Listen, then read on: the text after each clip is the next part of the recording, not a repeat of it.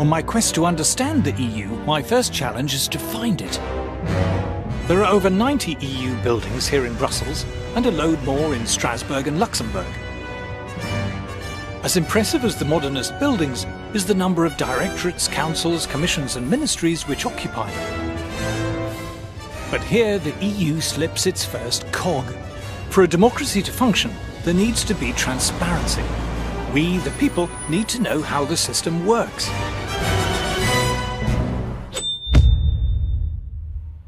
People might not understand exactly how the functions of the British Constitution work, but they get the gist of it. Once every 5 years, we go down the school hall or to a church, we put a cross in a ballot paper, they're all counted up, and the chap with the most votes wins. We get that. You try working out how a European Commissioner is appointed. It's positively Kafkaesque. You can't actually get your head around who does what, why, and who is answerable to whom. The European Union, which imposes laws on 28 countries, is made up of 7 main institutions, which include the European Council, the Council of the European Union, the Court of Justice of the European Union, the European Commission and the European Parliament. Do you know the difference between the European Council, the Council of the European Union and the Council of Europe? It's a very good question. Tell me how many presidents there are in the European Union.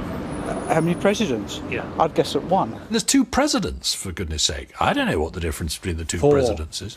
There's 4 presidents, you say. There are squads of committees and presidents of this and commissioners of that. The expression I really hate is pooled sovereignty. It's bollocks. The people of Slovenia have no more idea than the people of the UK and the people of Sweden or the people of Spain what in fact is going on. I wouldn't profess to understand the detail of how it all works. And I think part of that is deliberate. One side knows. One side is a priesthood and knows how it all works, and the rest of us, ordinary citizens, don't know how it works, a massive transfer of power takes place. It was devised to make sure that the great mass of the people could not control government ever again.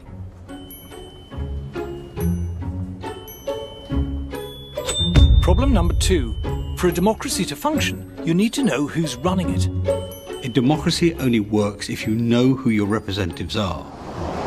Do you recognise this man? No.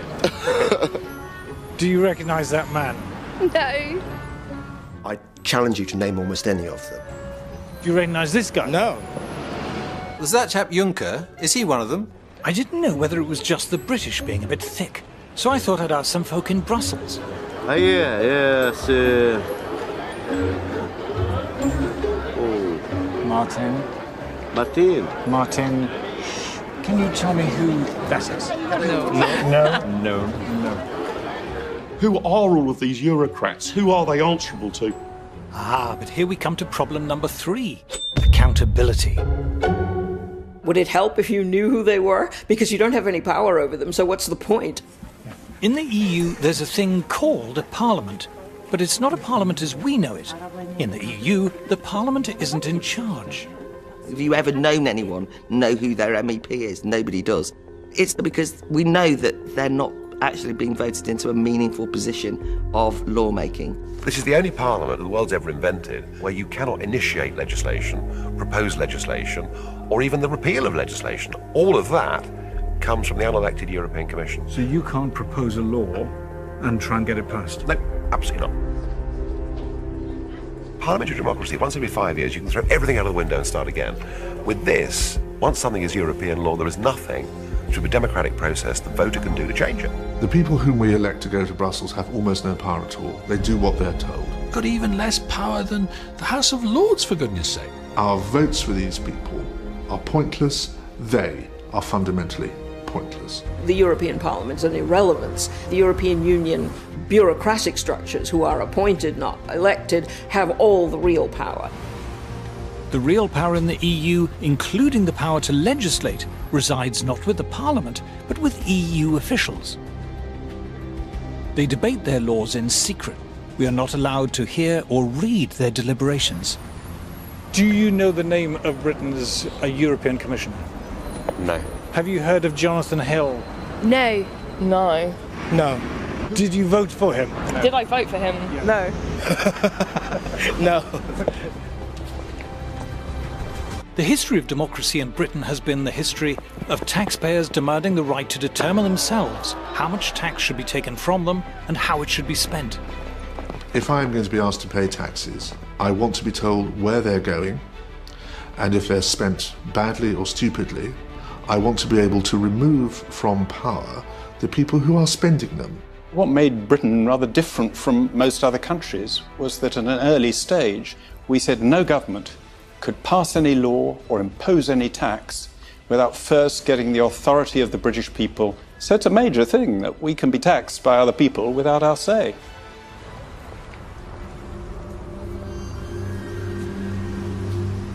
We are now subjects of a vastly complex state machine run by anonymous officials whom we didn't elect, but who have the power to impose on us laws that we haven't debated and have no democratic means of repealing.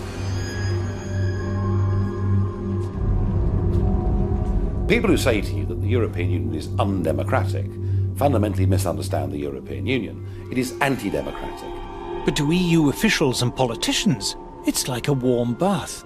It's like heaven for the politician or bureaucrat because it's power without accountability. The reason why all the major political parties are massively in favour of Europe is because when their careers are blown out of the water here, they're stumbling around for a job. No commercial organisation is going to hire them. They know what a collection of shits they are, right? There's only one place that will hire them.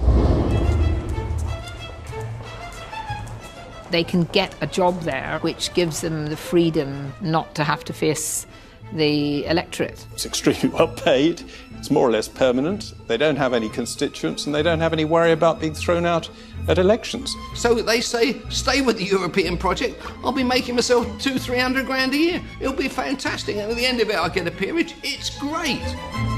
Since they're not directly accountable to the tax-paying public, EU politicians and bureaucrats have understandably been more than generous to themselves in pay and perks. This is the much talked about Brussels gravy train. And here's my handy guide. This is the shopping centre. But this is all for politicians and bureaucrats. It's not for members of the public. No. So you get your own hair salon and your nail bar. Get your nails done. Your nails done. There's a sauna, there's a massage parlour as well.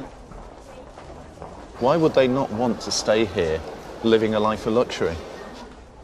There are a number of people here who are paid more than the British Prime Minister. Ah, you might say, but how many? 4, 10, 100? 10,000. That's 1 in 5 of everyone who works for the EU. If you're an EU official, there's the relocation allowance, the household allowance, the family allowance, the entertainment allowance, the private healthcare allowance, the private education for your kids allowance. The healthcare allowance includes free Viagra. You would have thought that would come under entertainment.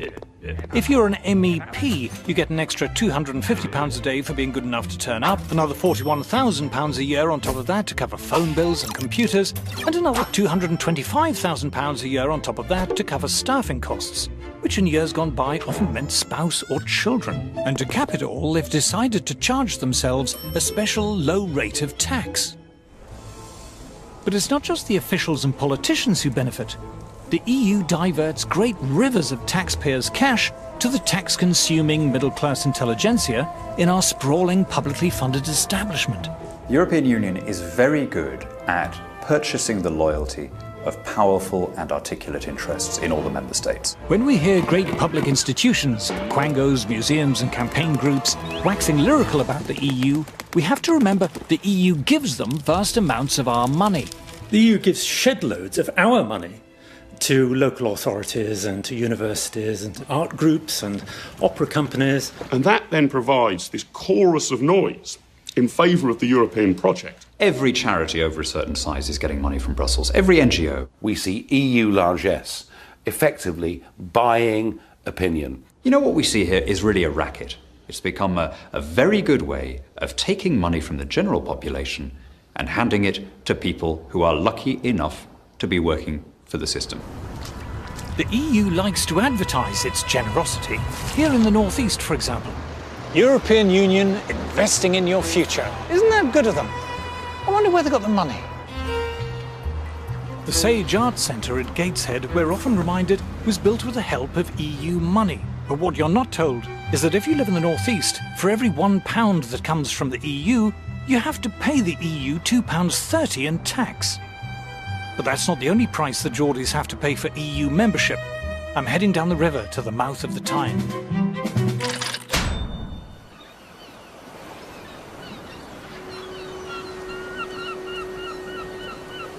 The reward for giving up our sovereignty, we're told, is greater influence in Europe. To see how much influence we have, I've come to the place I grew up. For centuries, fishermen's huts called shields lined the River Tyne. From them came the names of the towns that straddled the mouth of the river, North and South Shields. The seas here are rough, but the water is rich in mackerel, haddock, salmon, herring, cod, skate and shrimp.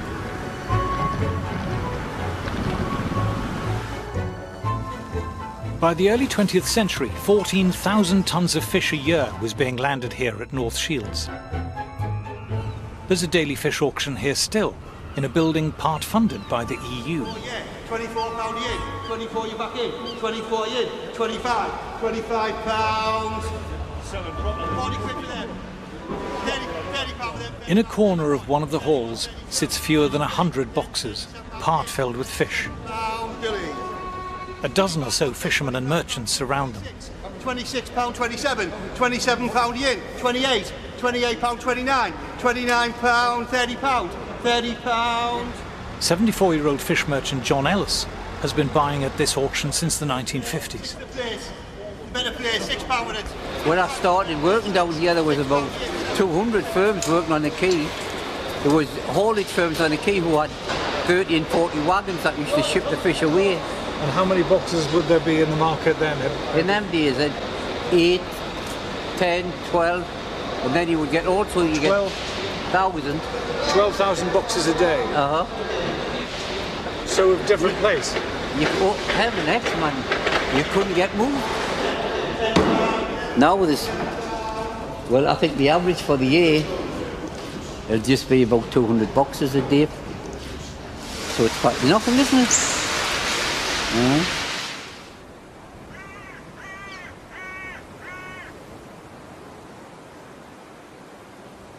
When Britain joined the common market, it lost control of its fishing grounds.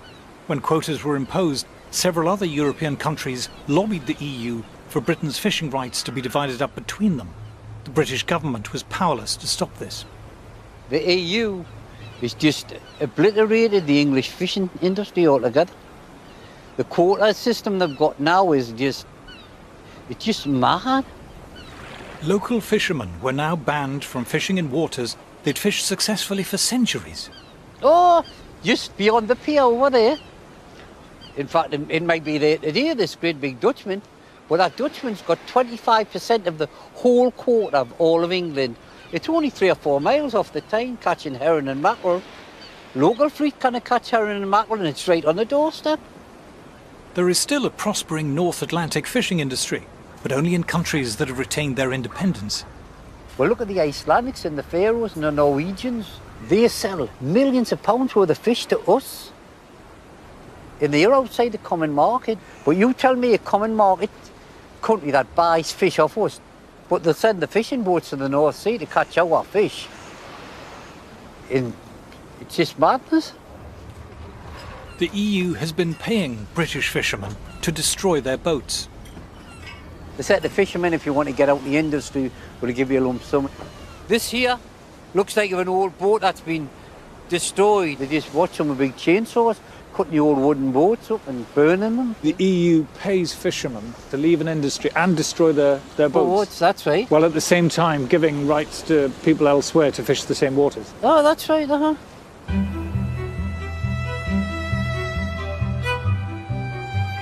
For the fishermen here, being in the EU does not mean that Britain has greater influence over European affairs.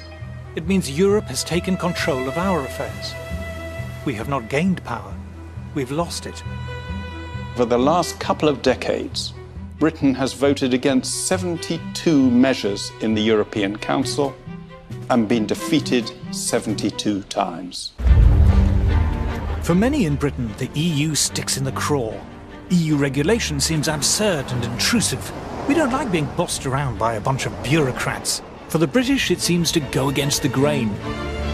There's a huge cultural difference. I've seen it for myself when I was in government. When I went to meetings of the Council of Ministers, they thought I came from another planet. There is still in many parts of the continent a notion that the way that society should be organised is to have a class of wise, experienced, public-spirited experts who will run things in the best interests of all. The British historically have been deeply sceptical of this kind of approach. Britain, I think, does stand out within Europe, and one of the odd things is why they want to keep us in the club, given that they're always complaining about us. Why are British the cussed ones in Europe? Why are we so attached to our independence and freedom? Why do we take so badly to regulation? Where does it all come from? The British freed themselves from suffocating feudal regulation centuries before the Europeans. While serfdom still existed in large parts of Europe, the free British were carrying out the great commercial and industrial revolutions that gave birth to the modern world. In the 19th century, unregulated Britain was the pioneer of global free trade, workshop of the world, dominating the world economy like a leviathan. Even on the eve of the First World War, Britain was building around 60% of the world's commercial ships and owned almost half the world's cargo-carrying ocean-going steamers. But the First World War changed everything. New ministries were set up as the government extended its control over every aspect of British life. Industry became heavily regulated. First shipping, then the collieries, railways, canals, and agriculture. The Great War is, in this as in many other respects, a great watershed in British history. During the war, there's incredibly detailed state control of a whole range of industries. By the end of the war, there's a feeling that there needs to be much more permanent regulation and control of society by the state. A company was no longer private property. It was a national asset to be directed from above. The government increasingly thought that it should plan, it should control, it should regulate. When the war was over, so was the excuse for government regulation, and many were scrapped, but not all of them, and not for long. British government sought to deliberately cartelise and control the major sectors of the British economy, basically checking the spirit of initiative and innovation that had been such a dominant feature of the British manufacturing sector in the 19th century.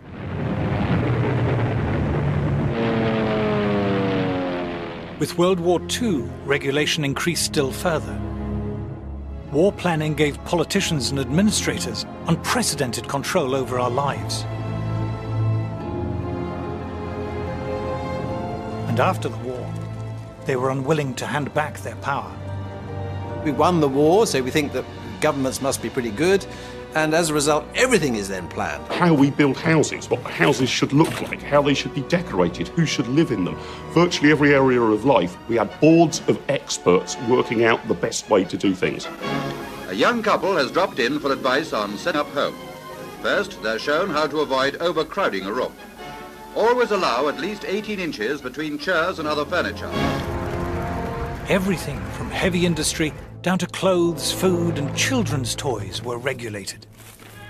If you didn't manage a doll at Christmas, this is probably why. All restrictions on toy making have been lifted, but export has the first claim. Britain became perhaps the most state-controlled and regulated economy in Europe. The regulation of business, trade, commerce of all kinds was much, much greater than anywhere else. Regulations, price fixing, protectionism, supporting failed industries. A heavily regulated economy, ordered from above, the politicians assured us, would be a screaming success. But the very opposite happened. The purpose of regulation was to end wasteful competition, but it was competition that had kept industry efficient and innovative. Nimble entrepreneurs who were rewarded for success and punished for failure were now replaced by plodding bureaucrats ticking boxes. Productivity and output plummeted. Shortages pushed up prices. The buying power of the average wage, £5 to £6, has shrunk at an alarming rate. But first among offenders in increasing prices was the government itself. Coal rose, affecting other industries. Electricity charges went up. Then as we get more money, everything goes up, doesn't it? It must be this inflation they're all talking about. For ordinary British consumers, life was grim. Goods were either unavailable, unaffordable, or heavily rationed. Good news came with a sticky end to sweet rationing. For 9 years, mouths had watered for this great day. And it was too much of a tummy ache for the country's economy. And soon, personal points came back.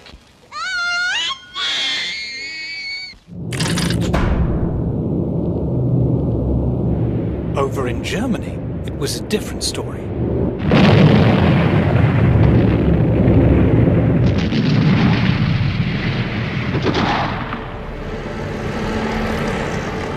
The war had left Germany little more than smoking rubble. West Germany would receive some Marshall aid, but only less than half the amount sent to Britain. At the end of the Second World War, Germany was a ruin. If you see the old footage, it was absolutely flattened. Germany needed a miracle, and this was the man who performed it. In the first free elections after the war, Ludwig Erhard, the son of a shopkeeper, became Minister for the Economy, a post he held until 1963. Ludwig Erhard began the Wirtschaftswunder, the economic miracle, by completely scrapping all of the controls that he'd inherited from the Third Reich, and he did this against the strong advice of his British superiors, you might say, in the occupied zone. Erhard revolutionized the German economy because he just got rid of regulations on a massive scale. He got rid of production controls, price controls. He got rid of trade barriers. They were happy to have open and free trade, a deregulated economy. They want to see industries stand on their own 2 feet, and those that can't must make way for those that can. Germany was open to the world, you had much more free and easy entry into business and commerce and the professions in Germany, and the result was that the German economy became much more dynamic, much more innovative, and ultimately much, much more successful. Just look how quickly Germany pulled itself off the floor. Industrial production soared.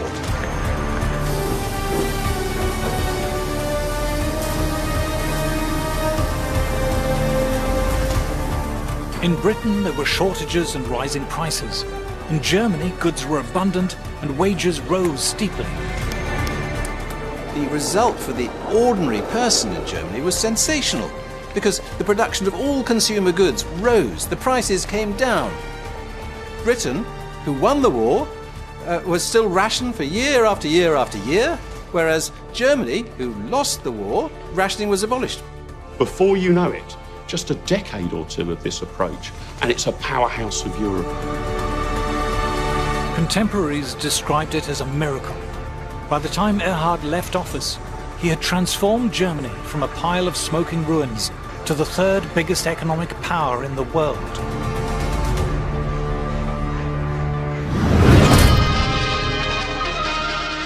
Then came something called the common market. In the greatest free trade experiment of modern times, the barriers are going up between 6 European countries. Barriers up, tariffs down. That is the meaning of the common market, formed by France, Italy, Western Germany, with Holland, Belgium and Luxembourg.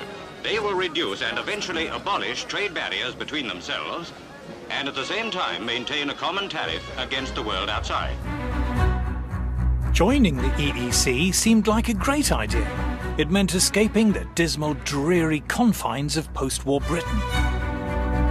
In the 70s, we had terrible problems. We had double-digit inflation, the 3-day week, prices and incomes policies, and we looked across the channel and we thought, these chaps are doing something right. At that time, Britain was a very centralised place, a very over-bureaucratic and regulated place. Europe was a much more competitive and free-trading place, and it looked like the future. Europe was the future.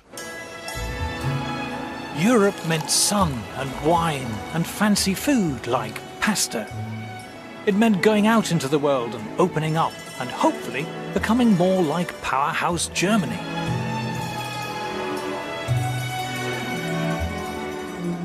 But the architect of the EEC was not German. He was French. Jean Monnet was steeped in the French bureaucratic big state tradition. Indeed, he had spent the Second World War in Britain, helping to create the very regulations which had all but destroyed the post-war British economy. When Britain joined in 1973, we should have seen what was coming. When the documentation was brought in for signing, it took 2 strong men to carry it. Of a new and a greater united Europe.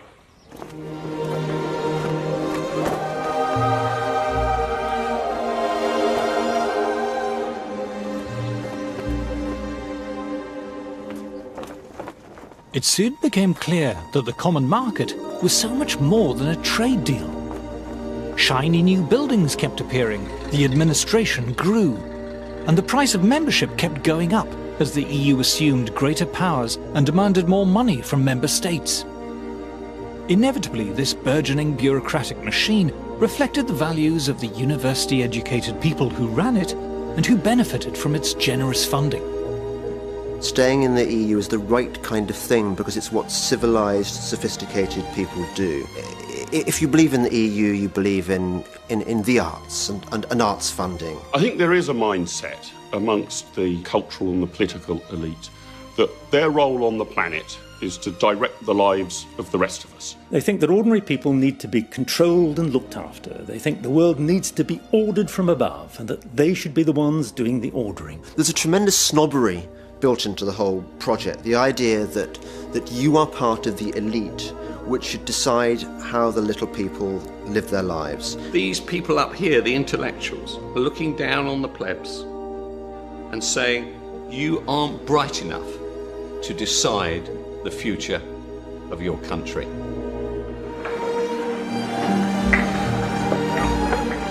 As the EU's powers steadily increased, so did the number of regulators and the volume of regulation.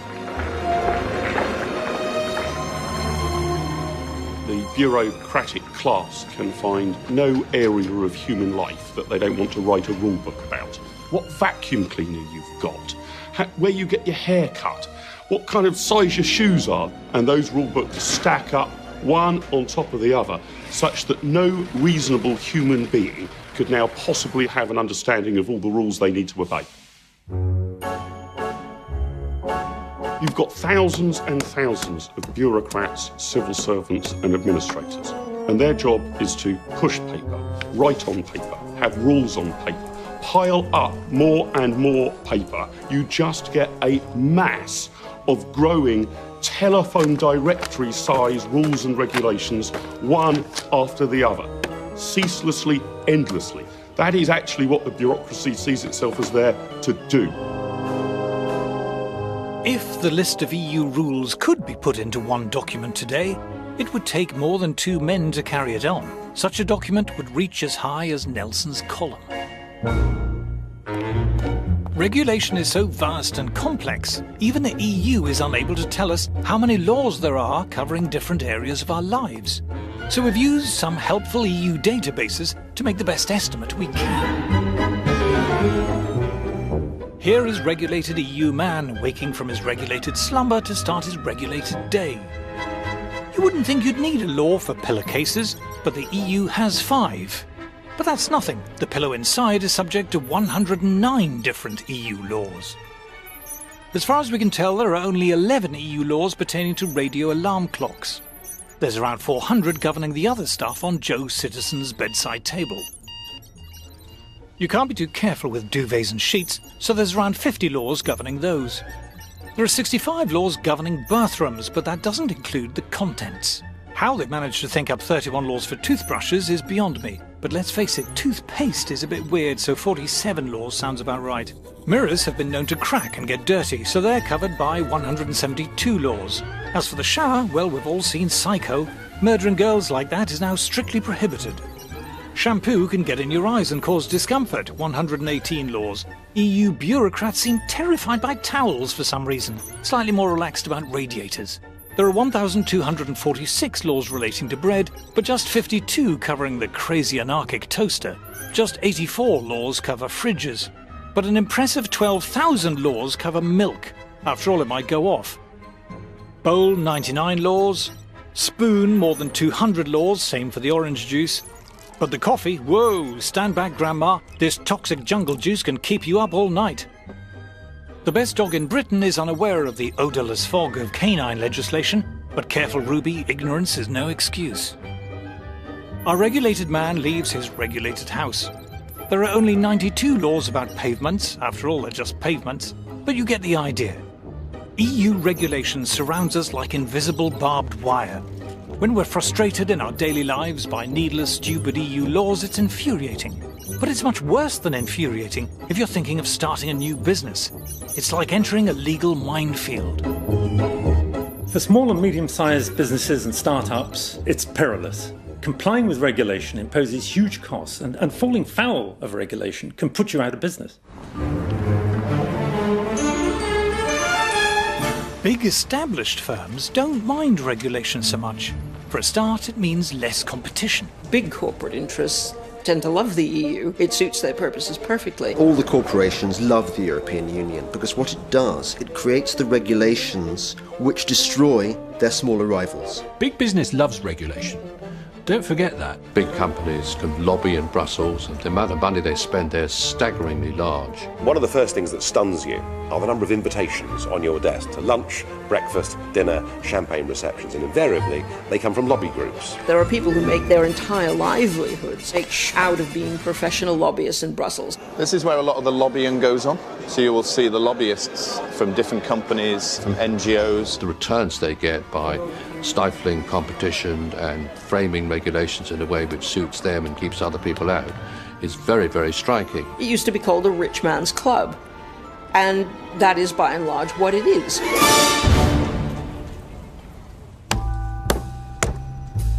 But regulation doesn't just stifle competition at home.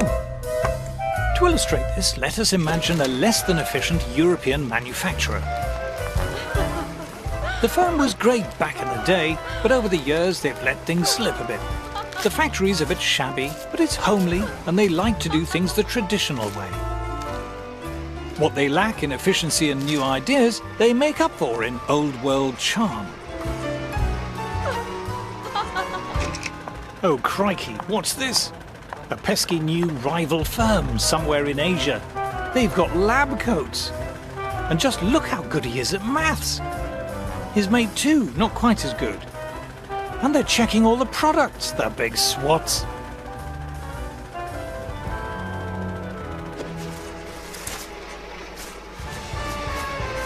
At our Euro firm, the products haven't changed much in a while. And what's the point of a fancy new machine when you can give customers the hands-on personal touch? It seems to have worked all right in the past. Oh, but look at the Asian fellas. Their umbrellas have clever sci-fi buttons to make them open. Oh, what? The buttons make them come down too. How do they even do that? Our Euro firm faces a tough choice. Do they tidy up the factory, buy some lab coats and give everyone calculators? Or do they get the next train to Brussels?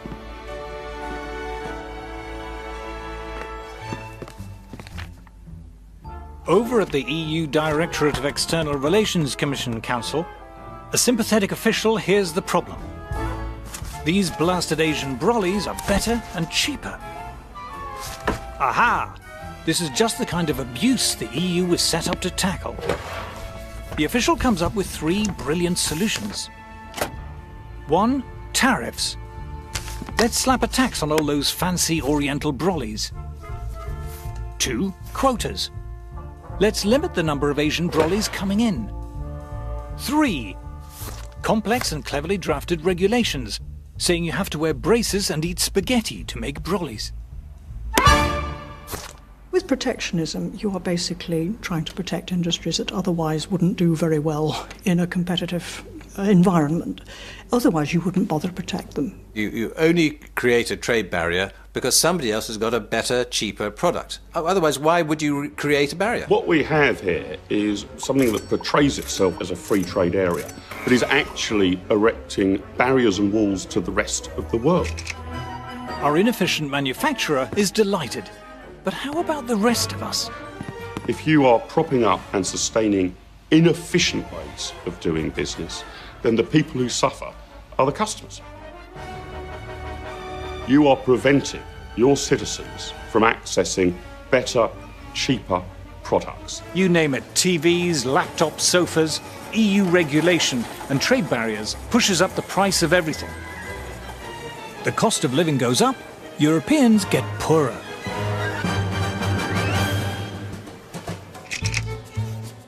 But it wasn't just manufacturers who sought protection. Farmers like it when food prices are high. So when a French farmer, say, finds that African farmers are beginning to sell their produce in Europe, he's not happy. Our EU Commissioner knows the routine. Tariffs, quotas, regulations, saying you need to wear berets and drink Ricard to grow food. This is particularly pernicious for African producers of food, who find that they face a big tariff barrier when trying to export to Europe. Now that's bad for them because they can't earn money, and it's bad for British consumers because their food costs more. But not content with trade barriers, farmers wanted the EU to drive food prices still higher. To that end, the EU bought gigantic amounts of agricultural produce and simply allowed it to rot, creating an artificial shortage which pushed up prices. These were the famous wine lakes and butter mountains. In northern France, part of the so-called butter mountain.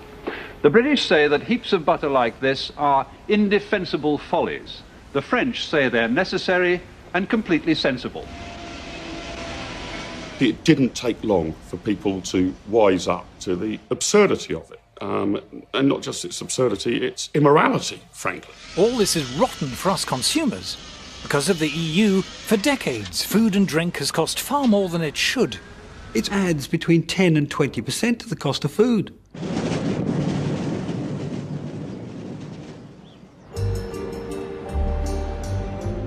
But it gets worse. Let's look at protectionism and the steel industry. If you're a steel producer, you don't like the idea of cheap steel coming in from America or Asia. You'd much rather the EU shove up some trade barriers. Great for steel producers, but what if you're a steel consumer? Suppose you make bridges or railway lines or cranes or robots or ships or trains or cars or space shuttles or other things made of steel. You now have to pay more for your steel than your competitors in, say, South Korea or Brazil. Protecting one producer has raised costs for other producers. The disease spreads. Instead of one uncompetitive industry, we now have many. To see how this works in practice, I've come to the Tate & Lyle sugar refinery in London. For centuries, raw sugar has been coming into the Thames in huge quantities to be refined in factories like this.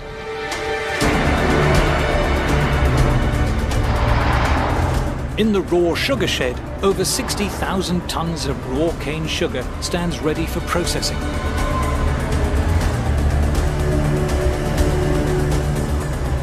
Outside is Tate & Lyle's own dock. In years gone by, this was crowded with boats from countries like Brazil and Australia and India, queuing up to offload their cargo. The European Union is the biggest drag on the competitiveness of our business. And what precisely are they doing, which is the problem? Well, you can see behind me on the jetty today that there's no boat here with raw sugar, and that's precisely our problem. The boats that deliver our raw sugar here to London, the sugar on them, the cost of that is inflated by the fact that the European Union restricts who we can buy that sugar from, and on much of the sugar they also charge us import tariffs.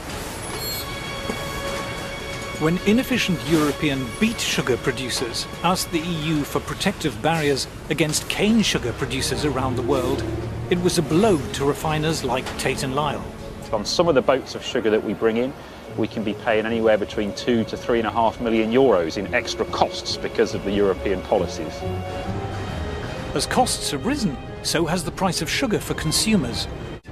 It threatens the 850 jobs here in East London, and it's meant that we've had to downsize the refinery by about 50% since 2009. Talk to the people here, they absolutely know that no matter how hard they work, no matter how productive they are, the regulations that the European Union set can still crush us.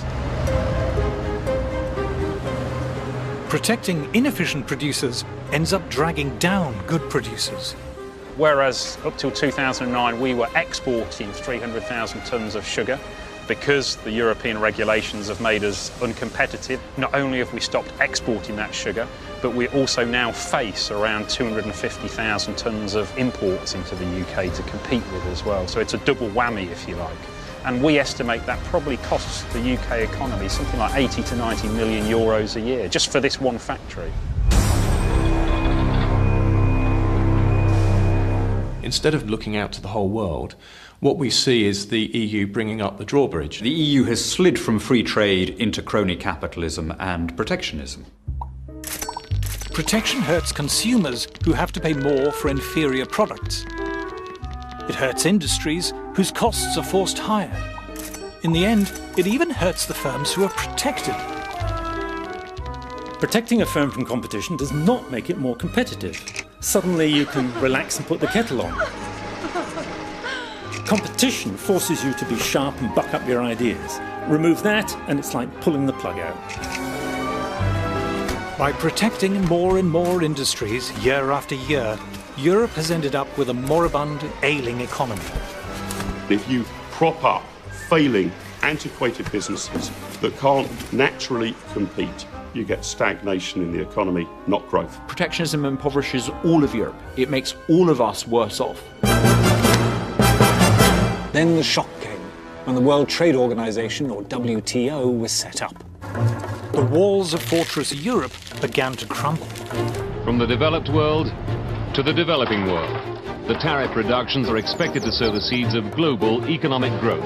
The World Trade Organization, where both we and the European Union are members, has made huge progress in sweeping away tariffs and other barriers. We have begun to see an opening up of the markets, thanks largely to the World Trade Organization.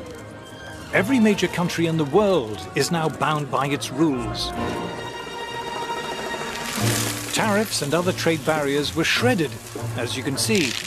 The World Trade Organization has driven down most of the tariffs. In the EU, the average tariff on agricultural products has fallen to 12%, and on manufactured goods, just 4%. Europe's industries now face the challenge of international competition. I think the European Union is learning a very hard lesson. But if you're insulated from competition decade after decade, it comes as a bit of a shock when it arrives. Growth in the EU, already feeble, has more or less ground to a halt, with youth unemployment reaching staggering proportions. The EU badly needs its own post-war German-style economic miracle. But far from slashing regulation, the mountainous burden keeps growing. It constantly wants to achieve growth through harmonisation, top-down control and central direction. And we know those don't work. It militates against precisely the kind of individual initiative and innovation that is at the heart of economic growth. Regulation is the enemy of competition, and competition is the engine of growth. Therefore, it is no surprise that the European Union has become an economic basket case. Every continent now is outgrowing Europe.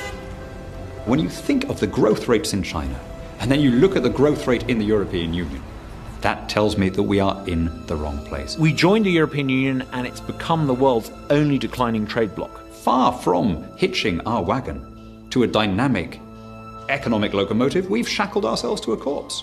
The people have never given a bigger vote of no confidence in Brussels. What the European Union has become in the 21st century is what Britain was when it was the sick man of Europe. Despite decades of economic decline, the EU elite carries on regardless. They are unmoved by criticism, untroubled by popular discontent. The frustration of ordinary people is beginning to show. We now have to focus on constructing a firewall to prevent contagion within the Eurozone. What you can see everywhere is a conflict between the visions of a rather narrow kind of professional middle class which has dominated European politics and the reaction against it by the larger bulk of the European population. Eventually, if you stuff dictatorship down the throats of people who don't want it, they will rebel. In many places, it's taking a very unpleasant form of right-wing populist nationalism. Extremism at both ends is being fostered by the anti-democratic nature of the European Union. What do we see? Far-right parties, ultra-nationalist parties. We don't know what the future of Europe is going to look like, but at the moment it's not looking good. We don't know what political forces are going to rise in the future. We don't know what conflicts we might be dragged into. Far from being it safer for us to be in the EU, there are dangers that go along with us being members of the EU, being dragged into situations we don't want to get in. Given the shocking lack of growth in the EU, the promises of prosperity and security seem empty. But if we left, would we cope? Are we too small? If we're outside the EU, will anyone trade with us? To find out, I'm heading to a European country which has steadfastly refused to join the EU. Switzerland.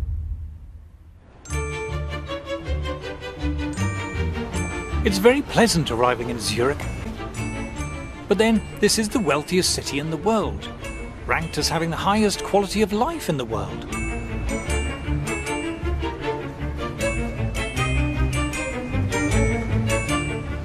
All the cliches are true. Everything is so neat and efficient. The people are so polite and obliging. And the buildings are beautiful. This place is wealthy, and it's obviously been wealthy for centuries. I want to know how the Swiss are managing to cope without the glorious benefits of EU membership. So I've come to one of Zurich's many lovely coffee houses to meet the veteran Swiss economist and writer Beat Kappeler. So Switzerland is not in the European Union. Is that a problem for you? No, because Switzerland has free trade agreements with many countries in the rest of the world, with Japan, China, Latin America. We're told we need to be in the EU for trade. But Swiss exports per head are 5 times higher than ours. In fact, they're about the most successful exporting nation in the world.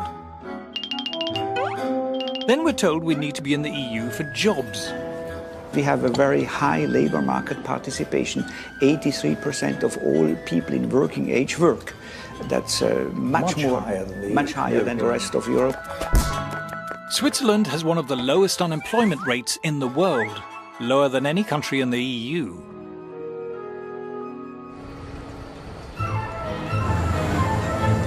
Don't be fooled by the mountains, the cows, and the cuckoo clocks, which are German, by the way. Switzerland is an industrial giant. You might have heard of Nestlé and Novartis and Roche, the mining firm Glencore, Liebherr Cranes, the high-tech engineering firm ABB, and of course every posh watch firm you can think of, from Rolex and Omega and Tag Heuer to Patek Philippe and Zenith and Breitling. These are all world-beating giants. Just look at the most valuable companies in Europe. Novartis, Roche, Nestlé, they're all Swiss. Yep. Europe's biggest companies aren't even in the EU. Zurich is also one of the world's largest financial centres, despite having a population of less than 2 million, with global firms like UBS and Credit Suisse. Per million of inhabitants, Switzerland has more multinationals than, I think, all other countries. No surprise then that Switzerland is about the richest country in the world, with a GDP per head around twice as high as ours. Switzerland doesn't just do a bit better than us, it does fantastically better than us. Needless to say, the Swiss are better paid than us, with average wages again around twice as high as ours. What's more, there is far greater income equality here. Labour incomes are about as equally distributed as in Scandinavia. If you think high tax rates lead to equality, look at Switzerland. They have far lower tax rates than we do, but very high levels of income equality. So, without the EU's help, the Swiss seem to be scraping along just fine. But how do we account for Switzerland's truly staggering success? The reason why Switzerland is successful economically is that Switzerland is not a member of the European Union. In the EU, it's politicians and bureaucrats determining what the people have got to do. I mean, it's a top-down system in the EU, and Switzerland is, I would say, the epitome of a bottom-up system. Switzerland is the perfect opposite to the European Union's crumbling model. Switzerland is a kind of super-democracy, far more democratic than Britain, let alone the EU. Switzerland's one of the oldest constitutions in the world, and it's one of the most democratic. It's not up to the Prime Minister whether a referendum should be held, it's up to the people. You get 50,000 signatures and they have to hold one. The people in Switzerland decide everything. It's very different to elite conception of politics, where an enlightened elite decides and knows better. Here, the people knows better and politicians have to conform. Why is the Swiss state successful? Because our politicians are forced to fulfill the interests of the people. Key to their success is the fact that their class of bureaucrats and politicians, if you will, is kept on a much tighter rein and much greater control by the public. You simply cannot get away with the kind of grandiose plans that you find, say, in France, in Switzerland. The Swiss public simply will not tolerate that. The Swiss economy ranks as one of the least regulated in the world. And according to the EU itself, Swiss industry is also Europe's most innovative. Too much regulation stifles innovation, limits creativity, and so we think this should be the foremost endeavor of politicians to eliminate regulations and not to create them. Switzerland is one of the least regulated economies in the world, and it's also one of the richest countries in the world. This is no coincidence. Do it like the Swiss, have some arrangements with Europe, but be independent and look to the world. Ah, being like Switzerland. That sounds good. But is it that simple? To trade with Europe, won't we need a trade deal? No, there's so much nonsense talked about trade agreements. The EU is a trade deal, and it's very bad for us.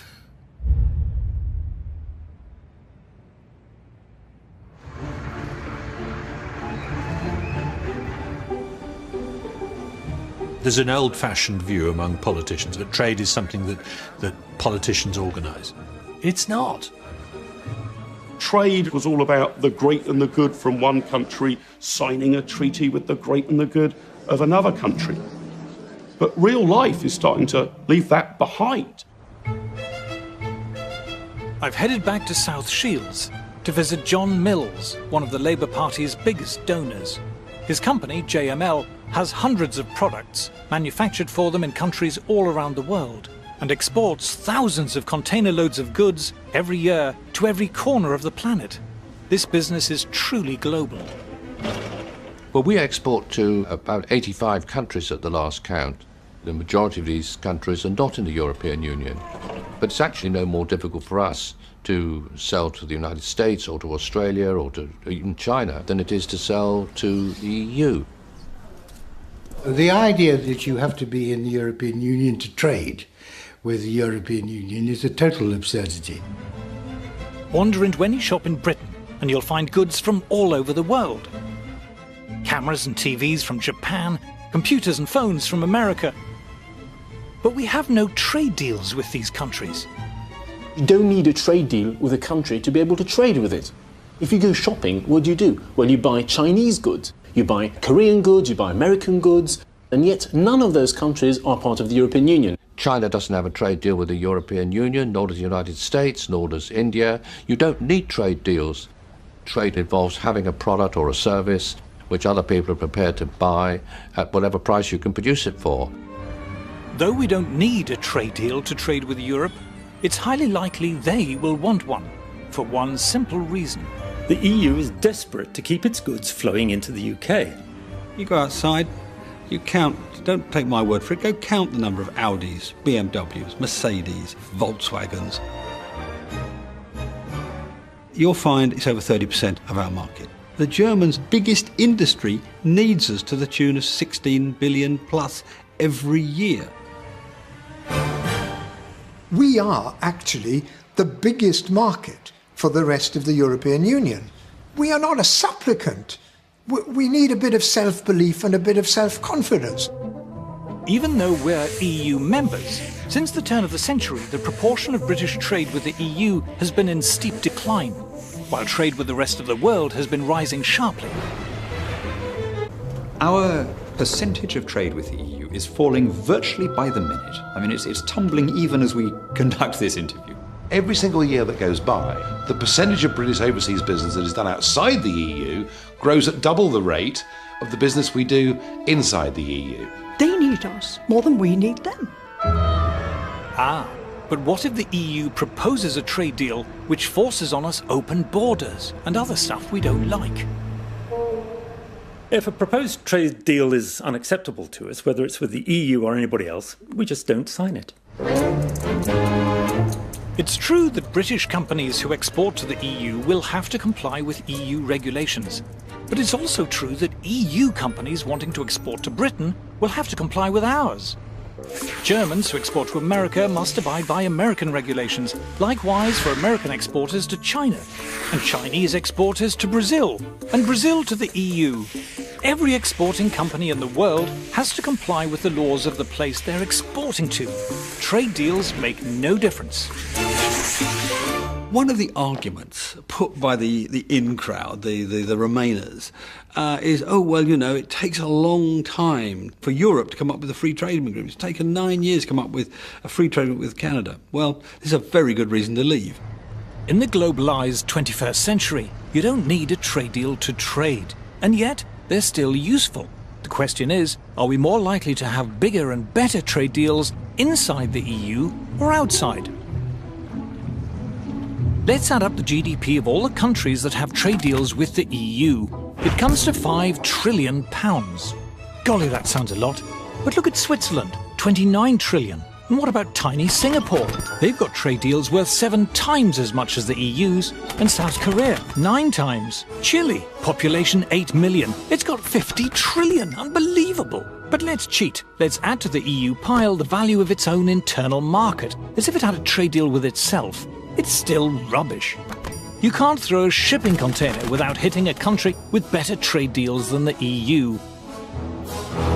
In fact, if you're trying to avoid trade deals, joining the EU is probably the best thing you can do. Of Britain's top 10 non-EU trading partners, the EU has trade agreements in place with only 2. As far as trade deals go, being part of the EU cuts you off from the rest of the world. Our history is a trading, buccaneering history, you know, back to Drake and beyond. And that's what we're good at. At the moment, our hands are shackled by being in the European Union. We've got a much, much better opportunity, really, for striking good trade deals if we're outside the EU than if we're inside. If we left the European Union, we could very quickly establish free trade deals with the most dynamic parts of the world economy. Today, Europe doesn't look like the future. The future consists of nations in Asia and America and Africa. Getting stuck in Fortress Europe is the worst thing that could happen to us. The idea that we have to stay in the EU for our prosperity is wrong-headed. Why do we need to attach ourselves to the one part of the world that's doing really badly? Within Europe, we know what our future's going to be to some extent. It's going to be pretty stagnant, while the rest of the world roars ahead. We have huge scope for creating vast numbers of new jobs. Being obsessed with just this corner of the world is being a little European. Outside Europe, we could have prosperity on a level that we can't even imagine now. Escaping Fortress Europe could be a new start for Britain. A return at last to the global commercial and trading giant we were in the 19th century. If we embrace free trade and escape the stultifying restrictions of EU over-regulation, there's the potential for an extraordinary economic renaissance.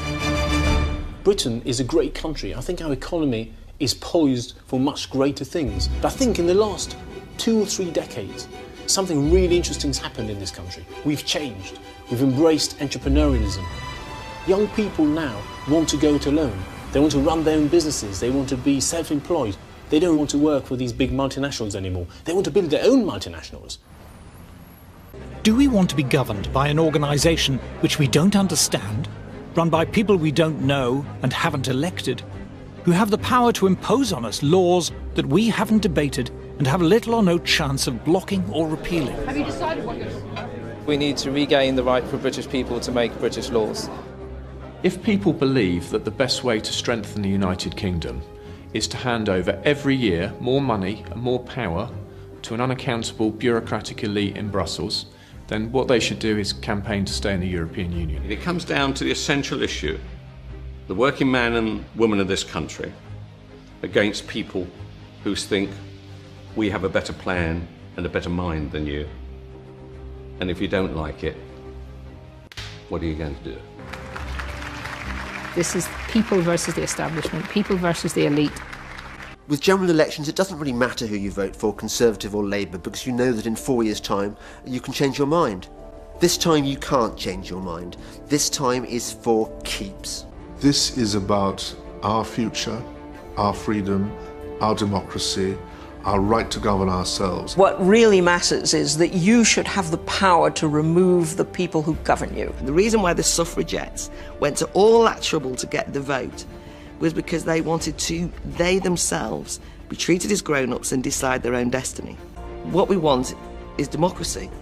We, the people, should determine our own destiny. We have the capacity to shape our own futures. So my question is, what price freedom?